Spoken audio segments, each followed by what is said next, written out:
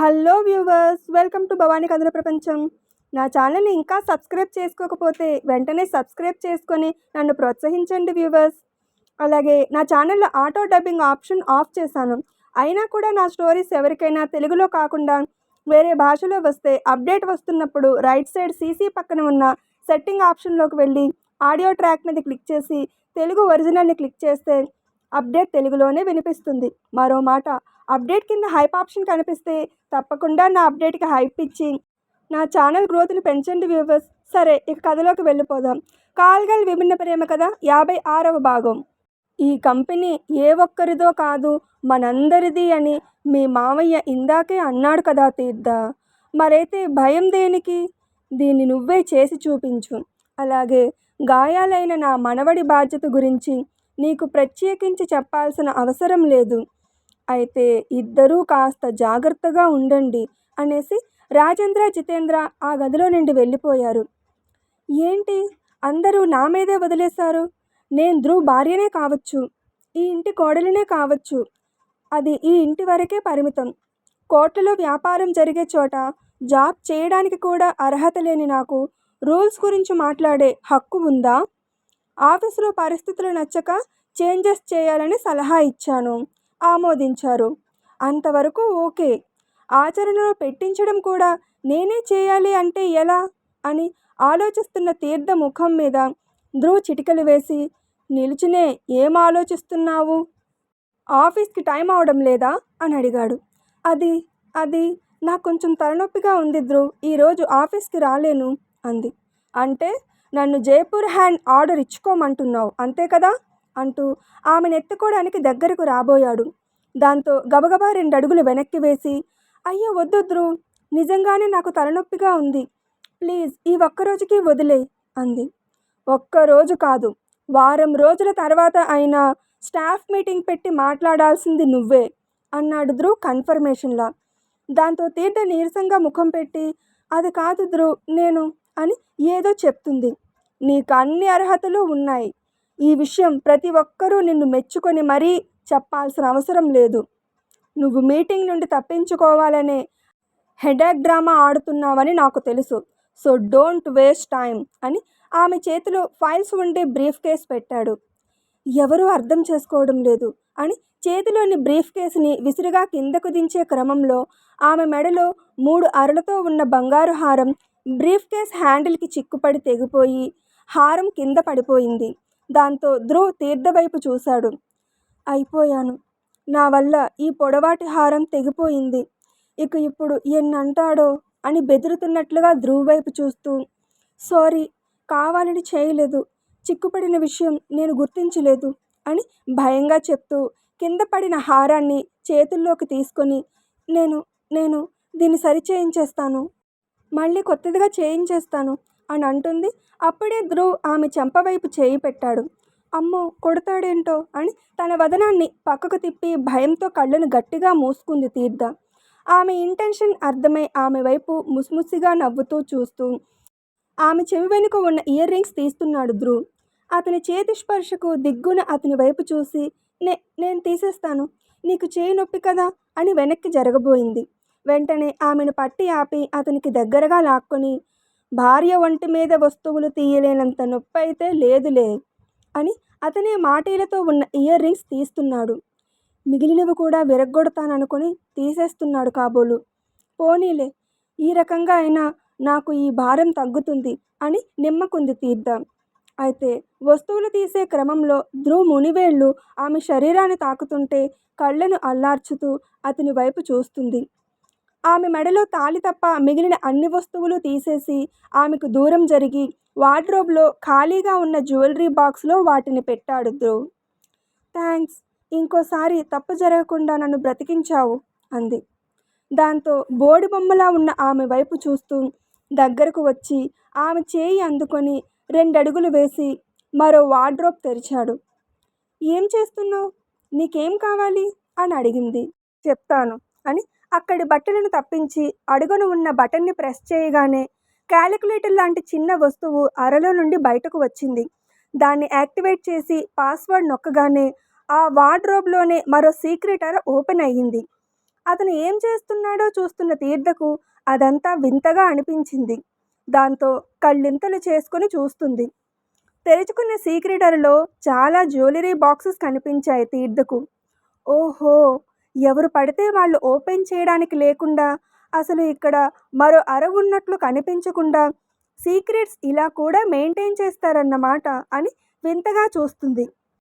వాటిల్లో ఒక జ్యువెలరీ బాక్స్ని తీసి తీర్థకు ఇచ్చి, ఈ జ్యువెలరీ వేసుకో, ఈ సారీ మీదకు చాలా బాగుంటాయి అన్నాడు. ఆ బాక్స్లో 3 స్టెప్స్తో ఉన్న రెడ్ డైమండ్ నెక్లెస్, ఎత్తు గొలుసులతో హ్యాంగింగ్ ఇయర్ రింగ్స్, 4 గాజులు, 2 ఉంగరాలు ఉన్నాయి. వాటిని చూసి ఇవన్నీ నేను వేసుకోవాలా అని గాబరా పడుతూ, ఒంటి మీద ఉన్నవి తీసేస్తుంటే భారం తగ్గిస్తున్నావనుకున్నాను, మరింత పెంచడానికి తీసావని అనుకోలేదు. నాకు సింపుల్గా ఉండడమే ఇష్టం, ఇవేమీ వద్దు అంది. నీ నోటి నుండి నో అనే పదం నిన్ను ఆక్రమించుకునే విషయంలో మాత్రమే వింటాను, అది కూడా ఇంకా కొన్ని రోజులే. అది తప్ప ఇంకా ఏ విషయానికి నేను నో అని వినదలుచుకోలేదు. ఇవన్నీ ఒకేసారి నీకిచ్చి ప్రతిరోజు వేసుకోమంటే ఏడుస్తావనే అప్పటికి 1-2 సెట్స్ మాత్రమే ఇచ్చాను. ఇక ఇప్పుడు ఇవన్నీ నీవే. నీ దగ్గర ఉన్న ప్రతి శారీకి మ్యాచింగ్ ఆర్నమెంట్స్ ఇక్కడ ఉన్నాయి. పాస్వర్డ్ చూసావు కదా, ఇక మీదట నువ్వే దీన్ని ఓపెన్ చేసి నచ్చినవి వేసుకో. ఎలాగూ రోజు నాతో పాటు ఆఫీస్కి వస్తావు కదా, అందుకే ఇక ఇప్పుడు వీటి బాధ్యత నీదే అన్నాడు. నో అని నిన్ను ఆక్రమించుకునే విషయంలో మాత్రమే వింటాను, అది కూడా ఇంకా కొన్ని రోజులే అని ధ్రువ్ అన్న మాటకి తీర్థకు కోపం వచ్చి, మనసులో ఇష్టం ఉంటే చెప్పలేడు కానీ ఏంటో టార్గెట్స్ ఫిక్స్ చేస్తున్నాడు. కొన్ని రోజుల తర్వాత నో చెప్తే వినడట. ఈ మాటలకే కదా ఒళ్ళు మండేది అని ఉక్రోషంగా చూస్తూ, నాకివేం వద్దు ధ్రువ్, ఇంతకాలం ఇవేవీ లేకుండానే బ్రతికాను, ఇక పైన కూడా అలాగే బ్రతకగలను. వీటి బాధ్యత నాదని చెప్పకు అంది ఖరాఖండిగా. ఇదే నీతో వచ్చిన బాధ. నార్మల్గా చెప్తే తర్కిస్తావు, అదే కోపంగా చెప్తే నోరు మూసుకొని వేసుకుంటావు అనుకొని, ఇప్పుడు నువ్వు వేసుకుంటావా లేక నేను అలంకరించాలా అని కోపంగా అన్నాడు. ప్రతి విషయానికి నీతో ఆర్గ్యుమెంట్ చేయడం నాకు ఇష్టం లేదు ధ్రువ్ అనేసి వెళ్ళిపోవడానికి కదలబోయింది. కానీ ధ్రువ్ ఆమెను వెళ్ళనివ్వకుండా చేయి పట్టుకొని ఆపాడు. వదులు ధ్రువ్, నాకు ఈ ఆభరణాలు ఆడంబరాలు వద్దు అంది విసురుగా. నాకు తెలుసు, అందుకే నేనే అలంకరిస్తున్నాను అని ఒక్కొక్కటిగా ఆ నగలను ఆమెకు అలంకరిస్తున్నాడు. నాకు కావలసింది ఇది కాదు ధ్రువ్ అన్నట్లుగా చూస్తుంది. ఆమె భావం అర్థమైన అతను కూడా ఆమె వైపు చూస్తూ, నీకు కావలసింది త్వరలోనే నీ చెంతకు చేరుతుంది, అక్కున చేర్చుకుంటావో అవతలకు విసిరేస్తావో నిర్ణయం నీదే అన్నట్లుగా చూస్తూ ఆమెకు వస్తువులు అందంగా అలంకరించి, ఇవన్నీ అమ్మ నగలు, అమ్మ రోజుకి ఒక సెట్ పెట్టుకునేది అన్నాడు. ఆ మాట వింటూనే నగల విషయంగా అతని ప్రవర్తన పట్ల ఆమెకు ఉన్న బాధ కోపం పోతుండగా ఆమె నార్మల్ అవుతూ అతని వైపు చూసింది. కానీ ధ్రువ్ అక్కడ ఉన్న ఒక్కో జ్యువెలరీ బాక్స్ ఓపెన్ చేసి అబ్బురంగా చూసుకుంటూ, అమ్మకు 2nd మంత్ అప్పుడు నాన్న అమ్మకు గిఫ్ట్గా ఇచ్చాడంట, ఇక ఇది 3rd మంత్ అని ఒక్కో జ్యువెలరీ బాక్స్ తెరిచి చూపిస్తూ, ఇక ఇది నేను పుట్టాక నాన్న అమ్మకు గిఫ్ట్గా ఇచ్చాడంట, అందుకే చనిపోయే క్షణం వరకు ఈ నెక్లెస్ని అమ్మ తీయలేదంట, గ్రాండ్ ఫా చెప్పారు అని చూపించాడు. అన్ని నెక్లెస్లు ఇప్పటికీ మంచి వెలుగుతో ఉన్నాయి, కానీ ఆ నెక్లెస్ మాత్రం కాస్త కాంతిహీనంగా ఉంది. దాంతో దాన్ని చిన్నగా తాకింది తీర్థ. అమ్మ ఉండేటప్పుడు ఇదే వాళ్ళ బెడ్రూమ్. నాన్న రెండో పెళ్లి చేసుకున్నాక నాన్న బెడ్రూమ్ మారిపోయింది. నాకు ఊహ వచ్చినప్పటి నుండి ఈ రూమ్ నాదయ్యింది. నేను ఫారెన్ వెళ్ళాక గ్రాండ్ ఫా ఈ గదికి తాళం వేసి నేను వచ్చాక తాళం ఇచ్చారు, అందుకే ఈ వస్తువులు ఇంకా పదిలంగా ఉన్నాయి. లేకపోతే మిగిలిన వాళ్ళు ఎప్పుడో ఈ జ్ఞాపకాలు కూడా నాకు లేకుండా చేసేవారు అన్నాడు. తల్లి గురించి చెప్తున్నప్పుడు అతని కళ్ళల్లో ఆర్తిని చూసి, మీ అమ్మగారంటే నీకు చాలా ఇష్టం కదా, అంటే నా ఉద్దేశం అమ్మ అంటే ఇష్టపడని వారు ఉండరు కదా అని అంటున్నాను అంది. అతను మాట్లాడకుండా గుమ్మనంగా ఉన్నాడు. మౌనంగా ఉన్న అతన్ని బెదురుతున్నట్లుగా చూస్తూనే, నేనొకసారి అత్తయ్య గారి ఫోటో చూడొచ్చా అని అడిగింది. వెంటనే ఆమె వైపు సూటిగా చూశాడు ధ్రువ్. కళ్ళల్లో ఎరుపు జీరతో ఉన్న అతన్ని చూస్తూ, నీకు ఇష్టం లేకపోతే వద్దులే అంది భయంతో కళ్ళను అల్లార్చుతూ. వెంటనే జ్యువెలరీ వార్డ్రోబ్లోనే ఒక మూలగా ఉన్న ఫోటో తీసి ఆమెకు అందించాడు. దేవుడి ఫోటోని చేతిలోకి తీసుకున్నంత జాగ్రత్తగా దాన్ని అందుకొని అత్తగారి ఫోటోను చూసింది తీర్థ. పాపిటిలో సింధూరంతో నుదుటిన చక్కటి బొట్టుతో, తలనిండుగా పూలతో, మెరిసే కళ్ళతో ఎంతో అందంగా హుందాగా ఉంది జనని. ఆమె ఫోటో చూస్తూనే మీ అమ్మగారు చాలా అందంగా ఉన్నారు అంది. తన భార్య తన తల్లిని అందంగా ఉందని పొగిడినందుకు ఆమె వంక ప్రశంసగా చూసి ఆమె చేతిలోని ఫోటో తీసుకోబోయాడు. ఎందుకు అని అడిగింది. లోపల పెట్టేస్తాను అన్నాడు. ఎందుకు లోపల పెట్టేయడం? ఈ గదిలో పెడదాం అంది. ఎందుకు? రోజు చూస్తూ బాధపడడానికా అన్నాడు. బాధపడడం ఎందుకు? ఎవరి ఆయువు ఎంతవరకు ఉంటే వాళ్ళు అంతవరకే మనతో ఉంటారు. మా అమ్మ అన్నయ్య నాకు దూరం అయ్యారు. నేను బాధపడుతూ ఉంటే వాళ్ళు తిరిగి వచ్చేస్తారా అని అడిగింది. ఇప్పుడేమంటావు అన్నాడు. ఈ ఫోటో బయటే ఉంచు, మన గదిలో పెడదాం అంది. మన గది అని ఆమె అనగానే మనసులోనే నవ్వుకొని నీ ఇష్టం అనేసి ఆ వార్డ్రోబ్ బ్లాక్ చేస్తున్నాడు. తీర్థ ఈలోపు ఆ గదిలో ఏ గోడకు మేకు ఉందో అని చుట్టూ చూస్తుంది. గోడ గడియారం తప్ప ఎక్కడా మేకు లేదు. ఇక ఇప్పుడు నువ్వు ఏం చేస్తావో నేను కూడా చూస్తాను అనుకున్నాడు ధ్రువ్. అంతలోనే ఆమె మంచం ఎక్కి గోడ గడియారం తీసేసి అక్కడ అత్తగారి ఫోటో పెడుతుంది. ఏం చేస్తున్నావు? వాచ్ ఉండని, ఫోటో తర్వాత పెడదాంలే అన్నాడు. అసలు నీకు ఫోటో బయట పెట్టడం ఇష్టమే లేదు, అందుకే ఏదో ఒకటి అంటున్నావు. గడియారమే తర్వాత పెట్టుకో అనేసి ఫోటోని సరిగా పెట్టి కిందకు దిగిపోయి నువ్వు చాలా లక్కీ అంది. ఎందుకు? నీలాంటి భార్య దొరికినందుకా అని అన్నాడు. దాంతో అతని వైపు ఒక సెకను చూస్తూ ఉండిపోయి కాదు, కనీసం నీ దగ్గర మీ అమ్మ ఫోటో అయినా ఉంది, నా దగ్గర ఫోటో కూడా లేదు అంది బాధగా. అవును అన్నట్లుగా చూసి ఇక ఆఫీస్కి బయలుదేరు అన్నాడు. ఆగు, నన్ను జడ వేసుకొని అంది.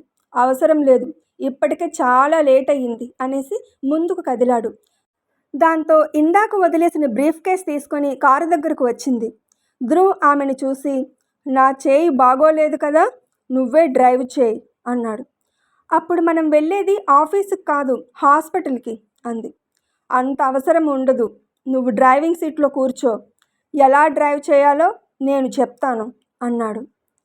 ముందుకు రా డార్లింగ్, నీకు డ్రైవింగ్ నేర్పిస్తాను అని ధ్రువ్ ఇదివరకు ఒక అమ్మాయితో అనడం గుర్తొచ్చి నేను నేను డ్రైవర్ని పిలుస్తాను అంది తీర్థ. దాంతో ధ్రువ్ ఆమె నడుం చుట్టుకున్నట్లుగా ఎడమ చేతితో దగ్గరకు లాక్కొని నేను చాలామంది అమ్మాయిలకు డ్రైవింగ్ నేర్పించాను, కానీ వాళ్ళు వేరు నువ్వు వేరు అన్నాడు సీరియస్గా చూస్తూ. అతని కళ్ళల్లో కోపం తీవ్రతకు, చూపుల గాఢతకు గుటకలు మింగుతూ ఎగశ్వాస తీస్తూ అతని వైపు చూస్తుంది. దాంతో ఆమెను వదిలి డ్రైవింగ్ సీట్లో కూర్చోబెట్టి అతను చుట్టూ తిరిగి వచ్చి ఆమె పక్కన కూర్చొని కమాన్ స్టార్ట్ చేయి, అది నొక్కు, ఇది మూవ్ చేయి అని అంటున్నాడు. ఆమె ముందుకు చూస్తూ కళ్ళను గట్టిగా మూసుకొని భగవంతుడా, నాకు సైకిల్ తొక్కడం కూడా రాదు, ఈయన ఏకంగా కార్ డ్రైవ్ చేయమంటున్నాడు, ఈయనకు ఏం కాకుండా ఉండేలా చూడండి స్వామి అని అనుకుంది. పోతే ఇద్దరూ పోతారు, ఉంటే ఇద్దరూ ఉంటారు, మరి ఆయనకేం కాకూడదు అంటే ఎలా అంది అంతరాత్మ. నేను చచ్చినా ఎవరికీ నష్టం లేదు, తాతగారు ఇప్పటికే ఎంతో కష్టాన్ని అనుభవించి ఇప్పుడిప్పుడే ఆనందంగా ఉన్నారు, ఇప్పుడు మళ్ళీ ఈయనకు ఏమైనా అయ్యిందంటే బాధపడతారు అనుకుంది మనసులో. అమ్మ తీర్థాలు, నీ అండర్ సోల్తో డిస్కషన్ ఆపి ముందు డ్రైవ్ చేయి అన్నాడు ధ్రువ్. ఆ మాటకు నీళ్లు నిండిన కళ్ళతో అతని వైపు చూసింది. ఏంటలా చూస్తున్నావు అని అడిగాడు. మా అమ్మ నన్ను తీర్థాలు అని పిలిచేది అంది. సరే, నేను కూడా ఇకపైన అలాగే పిలుస్తాను, కానీ ముందు కారు స్టార్ట్ చేయి అన్నాడు. తప్పదా? తప్పదు, వీఆర్ ఆల్రెడీ లేట్, నేను డ్రైవ్ చేస్తే నిజంగానే లేట్ అయిపోతాం అంది.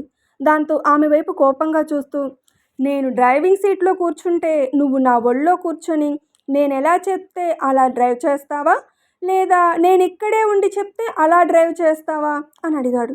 అతని మాటలకు అతని వైపు ఉరుముతున్నట్లుగా చూసింది. ఇలా కాదని అతను డ్రైవింగ్ సీట్లోకి వచ్చేలా వేగంగా కదిలాడు. వద్దొద్దు, అక్కడే ఉండి చెప్పు, నేను డ్రైవ్ చేస్తాను అని. నాదొక చిన్న డౌట్. ఏంటో అన్నాడు వెటకారంగా. ట్రాఫిక్ పోలీస్ ఎవరైనా నన్ను లైసెన్స్ అడిగితే మన కారుని ఎవరూ ఆపరు. మన కారు కాదు, మీ కారు అని గొణుక్కుంది. ఏంటి? ఏం లేదు అనేసి అతని ఆజ్ఞ మేరకు కారుని స్టార్ట్ చేసింది. ప్రాణాల మీద చాలా ఆశలున్నట్లున్నాయి అన్నాడు. నా ప్రాణం గురించి నేనెప్పుడూ భయపడను. మరైతే డ్రైవ్ చేయడానికి ఎందుకు అంతసేపు ఆలోచించావు? నాతో పాటు ఉన్న మీ ప్రాణాలు రిస్కులో పెట్టే హక్కు నాకు లేదు. మరి నీ జీవితాన్ని నేను రిస్కులో పెట్టాను కదా. అది నా తలరాత. మరైతే ఇప్పుడు ఏదైనా యాక్సిడెంట్ అయి నేను పోతే అది కూడా నా తలరాతే కదా. తలరాతే అవ్వచ్చు, దానికి నేను కారణం కాకూడదు అంటున్నాను. నీ వేదాంతం నాకెందుకు కానీ ముందు సరిగా డ్రైవ్ చేయి. ఇదిగో ఇక్కడ ముందుకి వెనుకకు క్లీన్ వ్యూ ఉంటుంది. గేర్ని ఇలా హ్యాండిల్ చేయాలి. ఇలా చేస్తే కారు ఆగుతుంది. స్టీరింగ్ని స్మూత్గా పట్టుకొని నెమ్మదిగా అటు ఇటు తిప్పు అని చెప్తుంటే అతను చెప్పినట్లే చేస్తుంది, కానీ ఆమెలో భయం మాత్రం పోలేదు. దాంతో ధ్రువ్ చెప్పడం ఆపేసి రోడ్డు వైపు చూస్తున్నాడు. అప్పటి వరకు వినిపించిన అతని స్వరం ఒక్కసారిగా ఆగిపోగానే ధ్రువ్ ధ్రువ్ అని పిలుస్తుంది, కానీ అతను పలకడం లేదు. అతని వైపు తల తిప్పడానికి కూడా కారు ఎటు వెళ్ళిపోతుందో అని తీర్థ భయపడుతుంది. దాంతో ధ్రువ్ ప్లీజ్ మాట్లాడు, నువ్వలా సైలెంట్గా ఉంటే నాకు చాలా దడగా ఉంది. ఏదో ఒకటి మాట్లాడు, డైరెక్షన్స్ చెప్పు. రోడ్ మీద చాలా వెహికల్స్ ఉన్నాయి, నాకు చాలా టెన్షన్గా ఉంది అంది భయపడుతూ. అయినా అతను మాట్లాడడం లేదు.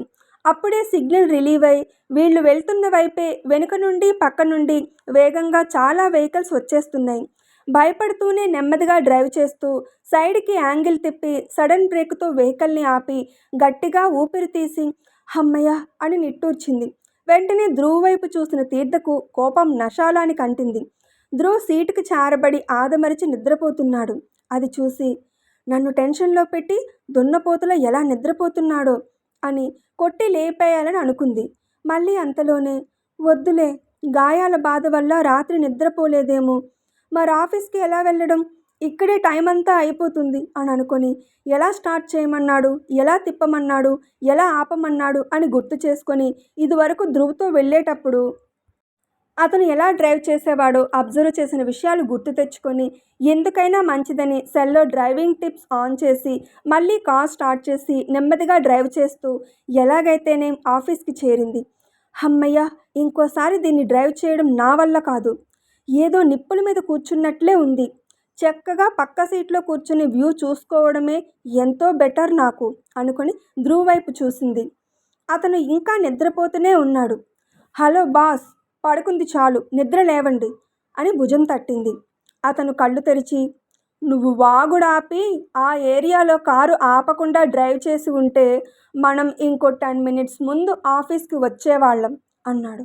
అతని మాటలకు ఆమెకు ఒళ్ళు మండిపోయి అంటే నువ్వు పడుకున్నట్లు మళ్ళీ యాక్ట్ చేసావా అని కోపంగా అడిగింది.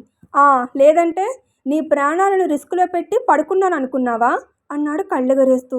ఏదో తిడదాం అనుకుంది, కానీ తిట్టినా దండగే అనుకుని విసురుగా కార్ డోర్ తెరిచి దిగి లిఫ్ట్ వైపు వెళ్ళిపోయింది. దాంతో ధ్రువ్ నవ్వుకుంటూ బ్లేజర్ తీసి వేసుకొని ఆమె వెనుకే కదిలాడు. తీర్థ విసురుగా నడుస్తూ ముందుకు వెళ్తుంటే ఆమె వెనుకే ఉన్న ధ్రువ్ ఆమె నడక చూసి ఏం తిప్పుకుంటున్నావే నడుంని, అబ్బా ఆ నడుంని నేను చుట్టుకునేది ఎప్పుడో అని అనుకున్నాడు. ఇంకా ఉంది, ఎప్పుడు పడితే అప్పుడు భార్యను చుట్టుకుంటూ కూడా అలా అంటున్నాడేంటి ధ్రువ్? తీర్థకు నిజంగా డ్రైవింగ్ వచ్చేసిందా? ఇంతకీ తీర్థ స్టాఫ్తో ఏం మాట్లాడుతుంది? ఆమె పెట్టే రూల్స్ని స్టాఫ్ ఫాలో అవుతారా? ఏం జరుగుతుందో తెలియాలంటే తదుపరి భాగం కోసం ఎదురుచూడక తప్పదు. స్టోరీ నచ్చితే కామెంట్ చేసి అప్డేట్కి లైక్ కొట్టి షేర్ చేయండి వ్యూవర్స్. అప్పుడే నా స్టోరీ ఎక్కువ మందికి చేరుతుంది. అలాగే స్టోరీ వింటున్న అందరూ నా ఛానల్ని సబ్స్క్రైబ్ చేసుకుని నన్ను ప్రోత్సహించండి వ్యూవర్స్. సరే, మరో స్టోరీ అప్డేట్తో మళ్ళీ మీ ముందుకు వస్తాను. అప్పటి వరకు సెలవు. Thanks for watching my videos.